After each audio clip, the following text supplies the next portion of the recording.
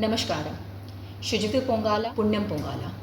ഈ വർഷത്തെ ആട്ടുകൽ പൊങ്കാല പരിപാടി 2025 മാർച്ച് 13 നടക്കാൻ പോകുകയാണ്. ഈ പരിപാടിയിൽ എല്ലാ വർഷം ലക്ഷം കണക്കിന് ഭക്തജനങ്ങൾ പങ്കെടുക്കാറുണ്ട്. ഈ പരിപാടി കഴിയുന്നതിന് ശേഷം ടൺസ് ഓഫ് പ്ലാസ്റ്റിക് വേസ്റ്റ് ഉൾപ്പെടെയുള്ള മാലിന്യം അവശേഷിപ്പിക്കാറുണ്ട്.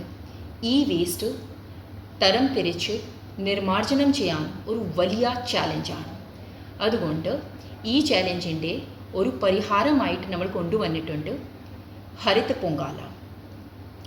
ഹരിത പൊങ്കാലയുടെ ഭാഗമായിട്ട് നമ്മുടെ ആട്ടുകാൽ പൊങ്കാല പരിപാടിയിൽ പങ്കെടുക്കുന്ന എല്ലാ ഭക്തജനങ്ങൾക്കടുത്ത് ഒരു അഭ്യർത്ഥനമുണ്ട്.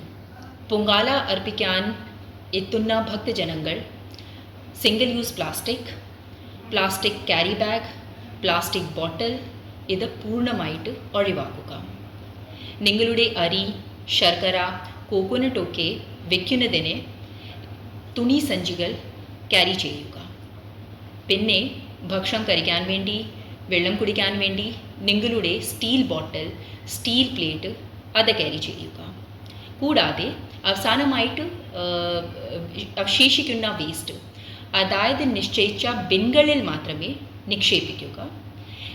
നമ്മുടെ ആട്ടുകൽ പൊങ്കാല പരിപാടിയിൽ പല സംഘടനകൾ ഭക്ഷണം ഒക്കെ വിതരണം ചെയ്യാറുണ്ട്. ഈ എല്ലാ സംഘടനകൾ അടുത്ത് അഭ്യർത്ഥനമുണ്ട്, പൂർണ്ണമായിട്ട് plastic carry bag, plastic plate പൂർണ്ണമായിട്ട് ഒഴിവാക്കുക. അതിന് പകരം സ്റ്റീൽ പ്ലേറ്റ്, സ്റ്റീൽ കുപ്പി ഇത് ഉപയോഗിക്കുക. അപ്പോൾ ഈ പൊങ്കാല പ്രകൃതി സൗഹൃദ ശുചിത്വ പൊങ്കാല ആകട്ടെ. നന്ദി, നമസ്കാരം.